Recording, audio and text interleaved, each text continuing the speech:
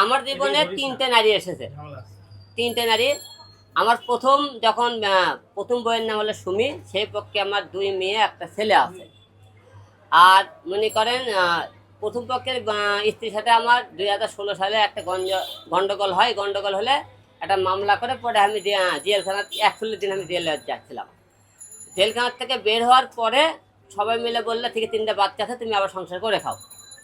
ঠিক আছে, আমরা আবার সংসার করে খেলাম। করে খাইতে খাইতে আমার আম্মার সাথে আমার বইয়ের একটা গন্ডগোল হয়, যে কোনো মন মানুষ সাথে। আমি তো ঢাকায় থাকি, 1 মাস পর পর আমি বগুড়া যাইতেছিলাম। দেওয়ার পরে মাসরে ক্যান্সেল করে সে বাসা থেকে বের হয়ে যায়। বাসা থেকে বের হয়ে যাওয়ার পরে বলছে, আমি তোমাদের ওই বাসায় আর যাবো না, তুমি যত রুমতে বাড়ি আলাদা না করবো সে তো বলবো আমি তোমার ওই বাসায় যাবো না, সংসার করবো না। তো হুট করে চাইলে তো বাড়ি করে দেয় না। তো মা বাবা বললে ঠিক আছে, সংসার নষ্ট করার দরকার নেই, আমাদের বাড়ির সাথে জায়গা আছে, আর একটা বাড়ি করার কথা বললো। সেখানে সেখানে আমি একটা ডুপ্লেক্সে একটা বাড়ি করি। বাড়ি করার পরে আমি মনে করি সেখানে কিছুদিন মনে করেন 2 বছর লাগে, সময় লাগে। যে আমার বউ ওটি কিছুদিন থাকার পরে ওখান থেকে সে আর আসেনি। 2 বছরের মধ্যে অন্য একটা ছেলের সাথে সে তাই প্রেম করে বিয়ে করে ফেলে দেয়।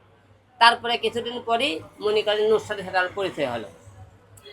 নুসরাতের সাথে পরিচয় হওয়ার পরে নুসরাতের সাথে কিছুদিন সম্পর্ক হওয়ার পরে তার সাথে বিয়ে হয়। নুসরাতের সাথে বিয়ে হওয়ার পরে অনেকে মনে করেন নুসরাতের সংসার নষ্ট হলে কেমন করে, আমরা রমজানের মধ্যে কিছু প্রোগ্রাম করি। প্রোগ্রাম করে প্রায় 2.5 লাখ টাকা জড়ো হয়। 2.5 লাখ টাকা থেকে পরে বাসায় আসার পরে 1,20,000 টাকা থাকে।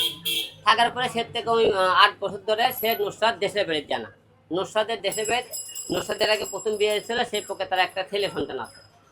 তারপর বিয়ে হওয়ার পরে বাসায় যাবি, আমি কোনো ঠিক আছে 30,000 টাকা লাও। সে বললো কি আমি 30,000 টাকা নেবো, 50,000 টাকা নেবো। তো পরে রাগ করে করলে কি সে 1,20,000 টাকা